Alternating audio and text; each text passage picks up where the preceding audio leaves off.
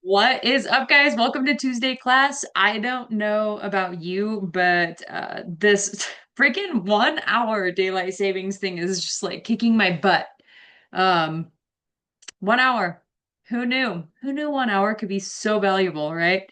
I'm not firing on all cylinders this week. So, but hey, I actually had this class done earlier than usual. I'm super stoked to deliver this one to you guys tonight. We're gonna talk about the silent phase of disease and what actually is happening in your body 10 to 20 years before official diagnosis of some of the chronic diseases. And we're going to talk about four specifically tonight. But before, I get too far into it, I'm going to share the slides with you. Let's see here. Boom, boom. Share screen. Let's do this. Let's share Canva.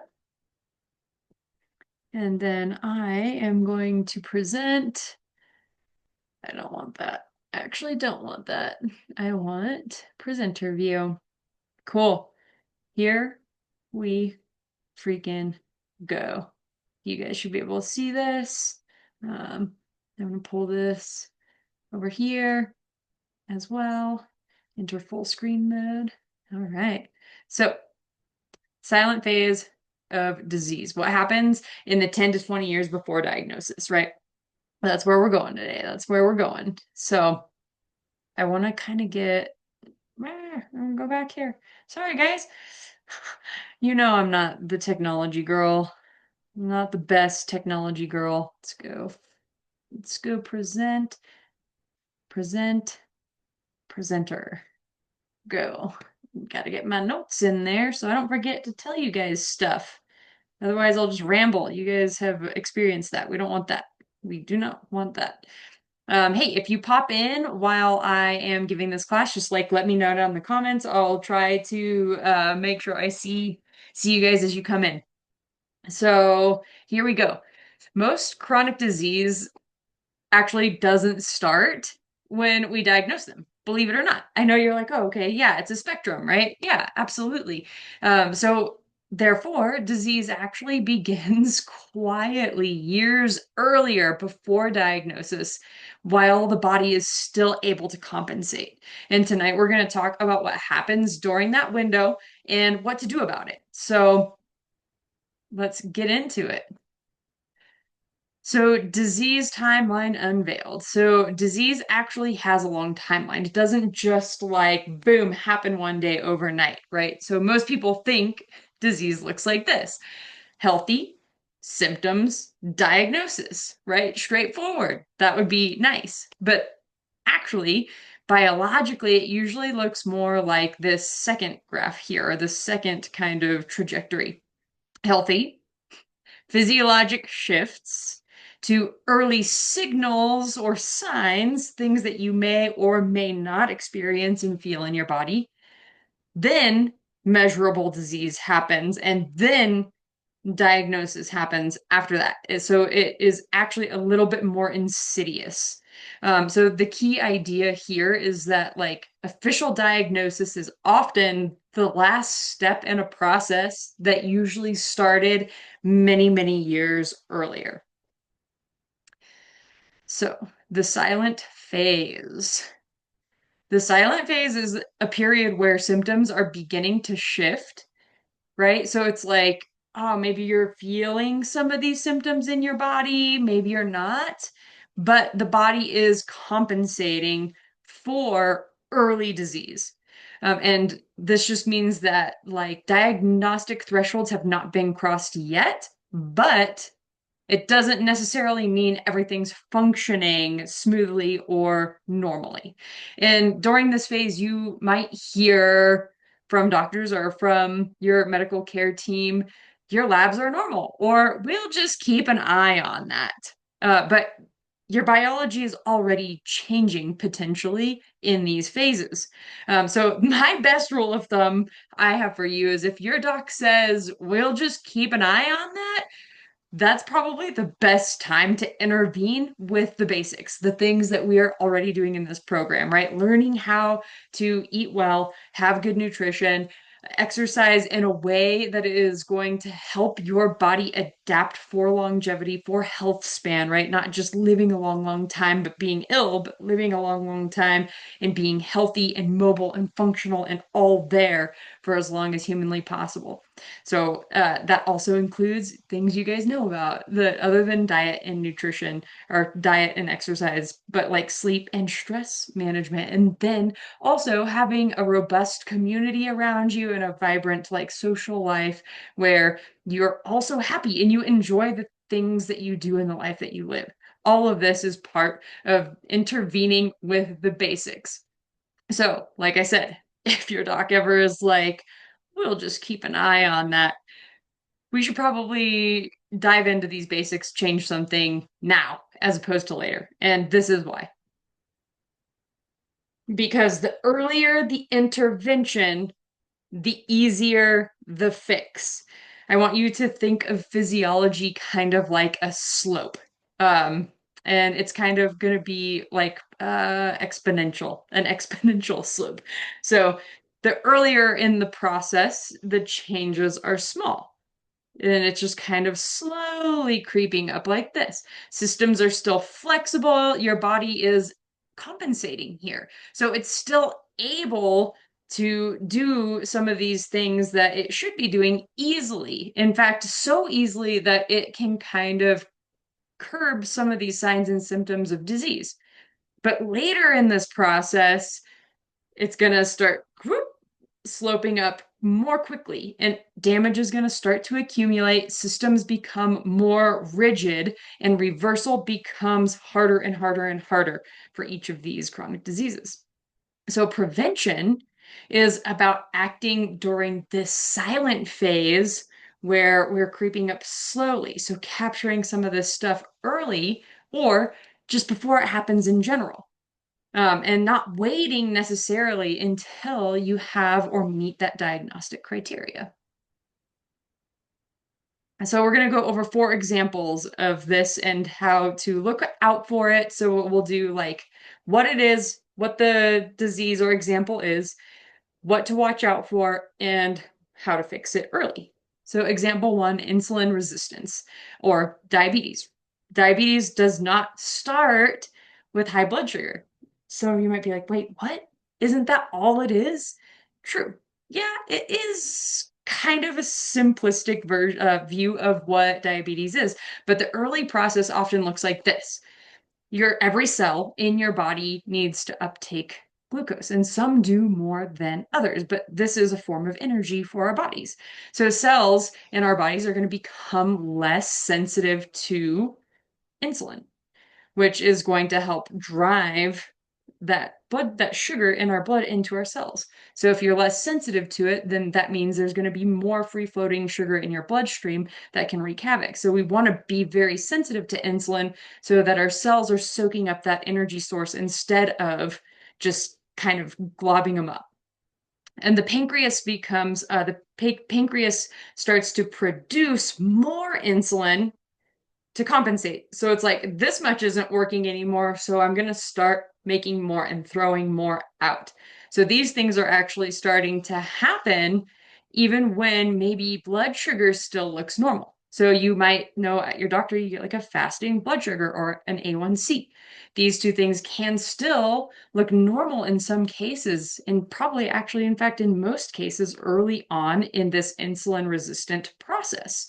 But eventually, the system can no longer keep up. And that is when we start seeing that A1C, that 3 month snapshot of your blood sugar, and your fasting blood sugar increasing. So it's when we can no longer compensate. That's why diagnosis can occur much later. And then at that point, it just becomes more and more difficult to correct it.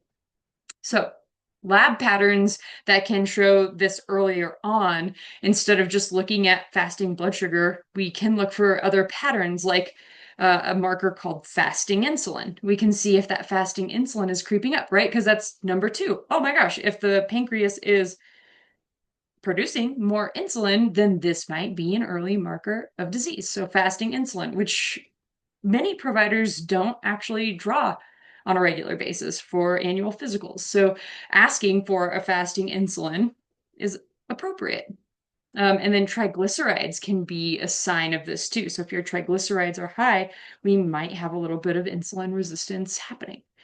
HDL, so those big fluffy cholesterol molecules we have in our bodies, like some people might call them good cholesterol. So if we see those HDLs dropping, this could be a sign. And then something called the triglyceride to HDL ratio, if that's above 2 or 3, this could also be a sign of insulin resistance. Early signs. So signs where you're like, oh, I see this happening, so I might be able to do something about it earlier. So some signs you might also see is higher fasting blood sugar within normal range. What? You're like, yeah. So if it's in the normal range, still all of these things up here can be happening. But you might also notice that you're gaining more belly fat and your waist circumference might be increasing. These signals often appear years before an official diagnosis of diabetes.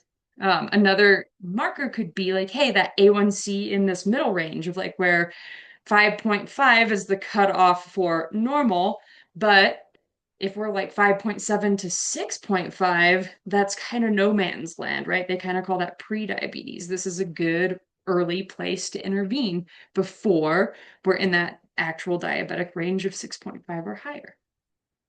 So the earlier the insulin resistance is addressed, the easier it is to reverse. And the most powerful interventions that we have, we're already doing some of these things. Building muscle, because those muscle cells, if they're bigger and if they are healthier, they're going to be amazing glucose sinks or blood sugar sinks. So they can come from your blood sugar and soak in all of that free floating blood sugar. And if we are doing a lot of carbs around exercise as well, then we can open up this insulin independent pathway where we're shuttling blood sugar into our muscles without actually needing insulin. And this can actually help us be exquisitely insulin sensitive, which is why exercise, specifically resistance training, can be so important. Increase daily movement, specifically around times and time periods that you're eating. Adequate protein intake, improving sleep, and having balanced meals, eating a carb, a fat, and a protein all at the same time. So these are all things that we're already doing in this program. Example number 2, cardiovascular disease.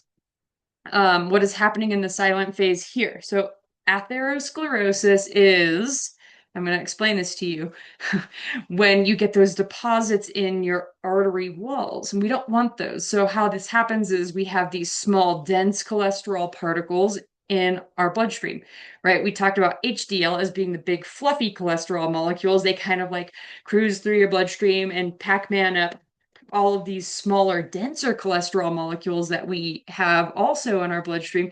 And the HDLs will take the LDLs, the small, dense guys, back to your liver and recycle them. That's why the HDLs are known as good cholesterol, because they're going to kind of play cleanup with these smaller, denser particles if we have too many of them, because these smaller, denser guys have the propensity of embedding themselves into your arterial walls. So we just do not want too many of them floating around. And over time, these small, dense guys can get inflamed in those arterial walls, and then they can accumulate, which are known as plaques, and they can either totally block that vessel or break off and cause heart attack or stroke in different processes, right? So this process can develop for, and does develop for decades before you're ever going to become symptomatic. And potentially, this is one of the kind of insidious ones where your doctor's going to be like, let's just keep an eye on it. And I understand some of that thought process, but when you hear that, it's like, hey, let's try to perform some of these earlier interventions. So some early lab patterns that you might see for cardiovascular disease, instead of just looking at total cholesterol or LDL-C, LDL cholesterol, which is on a typical lab panel, You can also look for something called an ApoB, an apolipoprotein B, because LDLC is one of those small dense molecules that they look for to make sure we don't have too many of them so they're not depositing, right? But LDLC is not the only small dense player in cholesterol land in our bodies. So apolipoprotein B, or ApoB, is going to actually capture all of those smaller, denser cholesterol molecules, because they're like ApoB is like the little school bus they all kind of cruise around through your bloodstream inside of, so they can get to their target organs. So we do need cholesterol. We can't just have none. We need to have like the Goldilocks zone of like between this number and this number, right? And that'll be different for LDLC and different for ApoB. But ApoB is capturing more of those small, dense guys so that we can have a better picture actually of what your risk is. And then triglycerides rising. So these big fatty molecules, also part of a cholesterol panel. And then HDL, so those big fluffy guys, we don't want them decreasing because those are protective, and we want them in a nice protective range for HDL that happens to be between kind of 40 and like 90. We don't want them too low, and we actually don't also want them too high, but them being too elevated or too high is pretty rare, but I have seen it for sure. And it has its own risks. But ApoB is a good marker, and another marker that's good is called LP little a. And these are also small, dense cholesterol molecules, and this is genetically set. So 1 in 5 people have elevated LP little a, which is a cholesterol molecule, but it has like a little spiral shape on its cell membrane. So when those get deposited into your vessel walls, they tend to get more inflamed and more irritated and can cause an even more increased risk for heart disease in these certain families. And 1 in 5 people have elevated LP little a. So it's important at least once in your lifetime that you have that drawn. And if you have some of these markers, your cholesterol panel could look normal, and then you actually have a higher increased risk for heart disease based on some of these things that in the US. In Canada, they're much better about it. You guys should get LP little a's, I think, once in your lifetime for sure in Canada, and maybe even ApoBs, but in the US we haven't caught up quite yet. So these are things that it's appropriate to ask your doctor for. And then we also want to watch for blood pressure creeping up, because that's a heart disease risk in and of itself as well. And yeah, so inflammation creeping up as well. So an HSCRP is going to be a general inflammation marker in your body. So we want to watch out for those things creeping up as well. And these are the buckets of cholesterol, of heart disease risk, is small, dense cholesterol molecule burden. So how many small, dense players do you have, right? That's why ApoB is so good. Blood pressure, or like endothelial dysfunction, is the second bucket, which is kind of like how much pressure is in the vessel. And like that could be thick blood as well as increased blood pressure. And then inflammation is the third bucket. And then the fourth bucket is time, which we can't do anything about because it ever marches forward. So cardiovascular disease often is visible in these trends with these lab markers years before it ever occurs.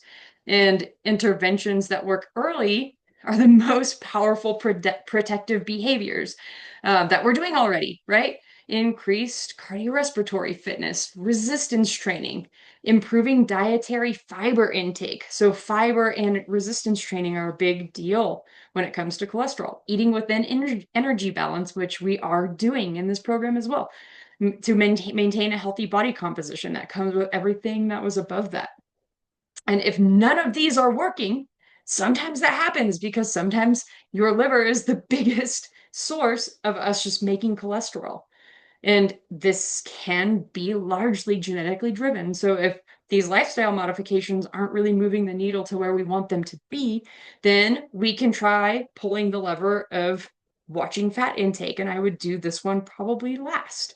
I would try everything else first, and then try to decrease or limit saturated fat intake specifically to less than 10% of total caloric intake. And maybe consider earlier intervention with cholesterol lowering medications if you can't lower them with these interventions that are just kind of lifestyle based, or if you have a really high or strong family history of heart disease, then that's a conversation that you can have with your provider, and you guys can make a joint decision based on your risk and how aggressive you guys want to be on if, hey, should I start a medication for this or not? All right, example 3, bone density. So we're hitting the big 4 here for women, guys. So what's happening in this silent phase for bone mineral density loss? So bone tissue is constantly remodeled by cells called osteoblasts, which build up bone density, and osteoclasts, which actually break down bone density. You're like, wait, why would we do that? Why would we want to break down? Why do our bodies break down bone naturally? Well, we need some of the minerals sometimes. So bone breakdown happens when the body needs to release calcium for blood regulation, for like we need all of these electrolytes for every process in our body to like fire reactions, and calcium is part of that. And then removing damaged bone tissue. So if there's ever any damage, or you have a fracture or a stress fracture or anything like that, then it's going to take away the osteoclasts, are going to take away the old bone, and the osteoblasts are going to build up new bone and to adapt to mechanical loading, which is good because we need to kind of be like, hey, we need more over here and less over here. And our bones are just like this constant living tissue. So they're constantly being built up and broken down. And this cycle allows bone to repair, like I said, micro damage and stay strong and keep our bodies in balance. But when breakdown slowly starts to exceed formation, then bone density starts to decline gradually.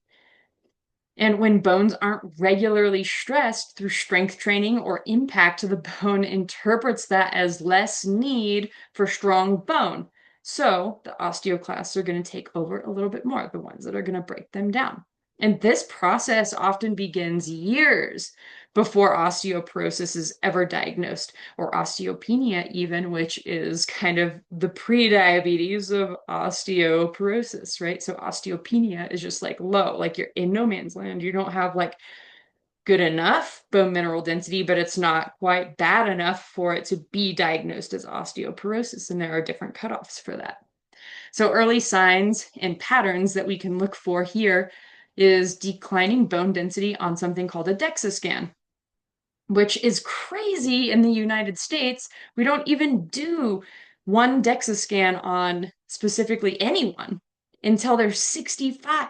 How crazy is that? So a ton of women just go in, get their first DEXA scan at 65, boom, already have osteoporosis. Who knows how long they've had it already? We need to probably start doing this kind of screening earlier. I know here in the US, there are like little DEXA places popping up around, and you can go pay like $100 to get a DEXA scan. And maybe that's a good idea to do at once in like one point in your life, in your 30s, your 40s, your 50s, just to be like, hey, where am I at? Right? Like, let's keep tabs on this. But the treatment's basically the same. Unless you have osteoporosis, then there are other medications and stuff like that that we need to use. But low vitamin D, low protein intake, low calorie intake, and low muscle mass are all big signs that maybe you're trending, or your body is going to be at a higher likelihood to trend towards osteoporosis. Also, the big loss of estrogen that we have, right? Right here in our 40s and our 50s, precipitously, we will start losing muscle mass and bone mineral density at this period in our life. So lifestyle patterns also matter. Long periods of inactivity can contribute to this. Again, chronic undereating. This is why, guys, it's so important that with especially all of us that are 40 and above, which is the grand majority of us, we can't be dieting chronically. We can't be in calorie deficits for long periods of time, because it can actually be detrimental to this other side of the coin that we're not looking at, right? We're looking at the scale. We're like, oh my gosh, I need to lose body fat. I need to be in a calorie deficit. I need to eat less food. But that can have these negative implications that I'm just not necessarily willing to risk for any of you especially long term. And which is why you'll see me cycling you guys in and out of calorie deficits, because we need to be way more careful with that past the age of 40 for all women, because we don't want to precipitate some of this stuff and make it worse or make it come on faster. So interventions that can work early on in this process. The most effective bone protective strategies include resistance training. Imagine resistance training, impact loading. So jumping specifically, that jarring motion. Running doesn't really count, but like plyometrics, jumping rope, or like jumping up onto something and back down, that mechanical force is going to stimulate those osteoclasts to put down more bone tissue, more healthy bone tissue. Adequate protein intake, you guessed it, and adequate calcium and vitamin D intake. Calcium is very easy to get from food. If you can eat dairy, of course. If you can't, then maybe a calcium supplement's okay. Maybe you should look into something like that. And then vitamin D is a little bit more difficult, right? Like this is kind of sun cycle dependent, and then genetic dependent as well. Some of us just don't make it or synthesize it as well from getting it from the sun. So testing a vitamin D level is super important in making sure that your vitamin D levels are between 60 and 90. I think that's a good sweet spot. So you might have to supplement regardless because of your genetics and because of where you live. We have like 3 Alaska peeps, right? So you guys are just like not exposed to the sun as much. And then bone responds, we're going to just like drive this point home, to mechanical stress, right? So impact loading, so jumping specifically, and resistance training, so pushing heavy weights.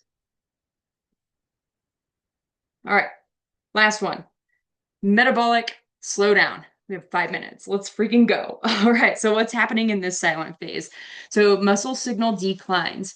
This is called anabolic resistance. So for every year over 40, we need more protein to overcome this anabolic resistance. So anabolism is building up, right? And catabolism is breaking down. So we become more catabolic as we age, just because everything's kind of got some wear and tear, right?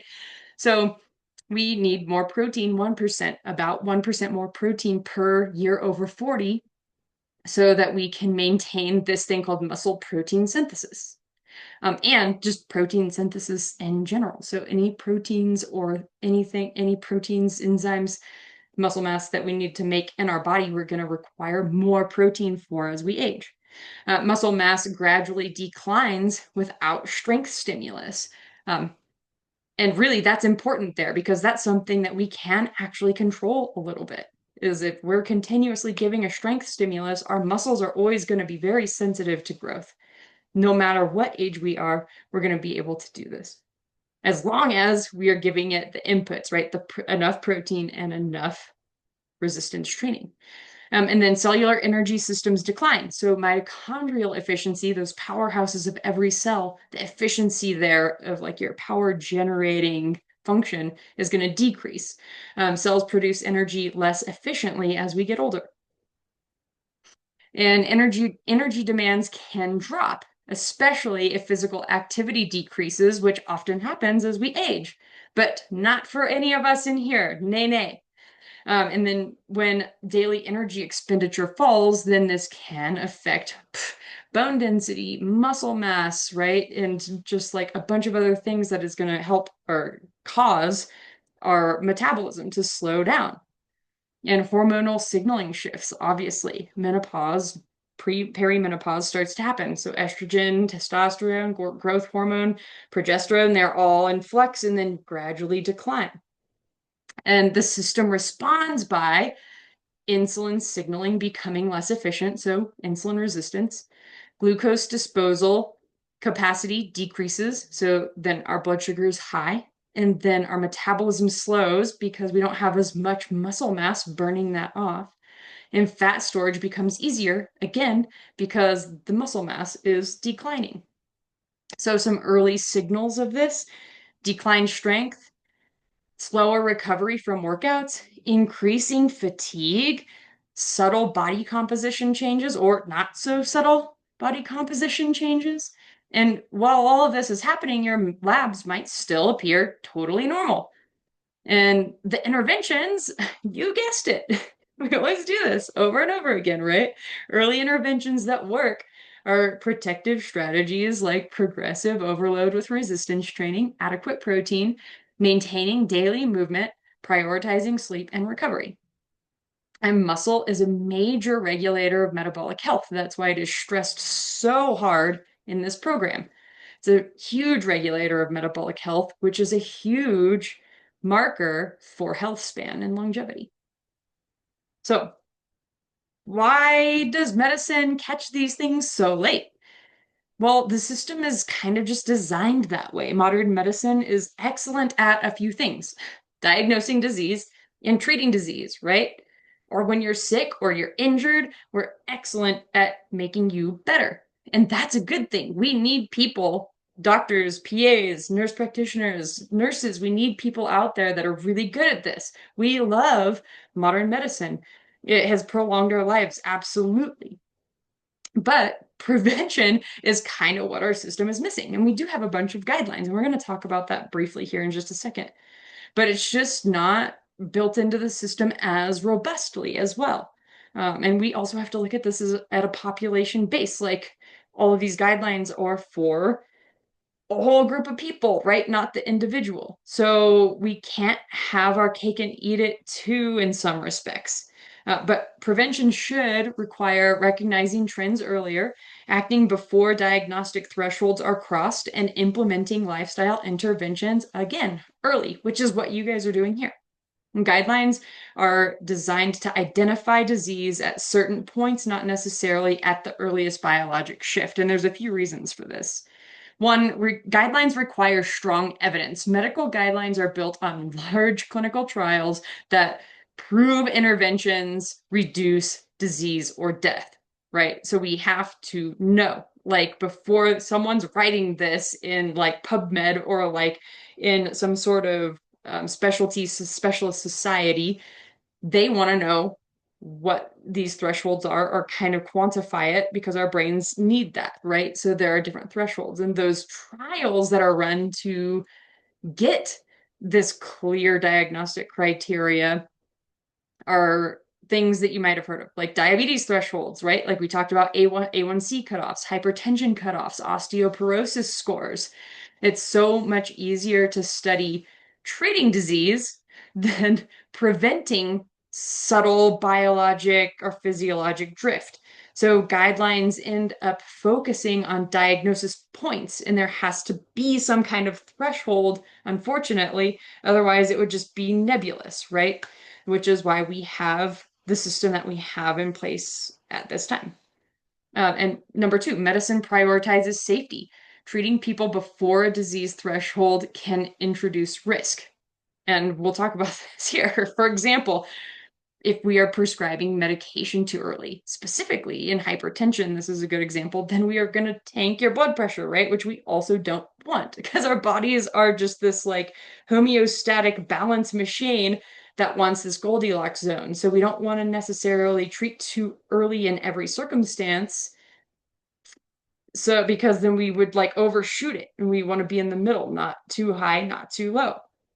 And unnecessary testing, right? Insurance and here in the US and in Canada too, like there has to be some sort of like right or left limit financially. And that's really what just this is like, how much does this stuff cost? Which I don't love, but I understand. And then overtreatment, we talked about that too. So guidelines tend to be way more conservative and only intervene once risk is really, really clear. And time constraints in clinical care. This is a big deal. Most primary care visits are 10 to 15 minutes long. And in that time, you're usually talking about symptoms, immediate concerns, medication management, screening guidelines.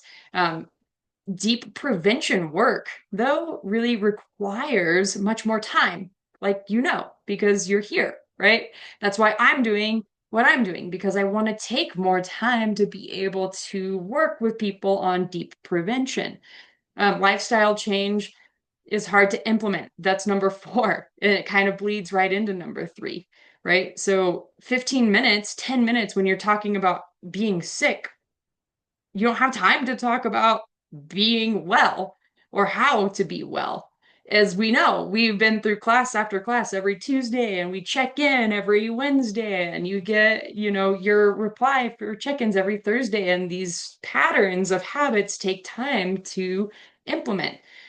And it's not always easy, right? So strength training, nutrition, sleep, stress regulation, these things, generally speaking, it would be lovely, but you can't just be like, do this. Like, your doctor's like, well, eat better and exercise. And you're like, well, how the hell am I supposed to do that? Like, I have to fit this into my life. Like, I have other things going on.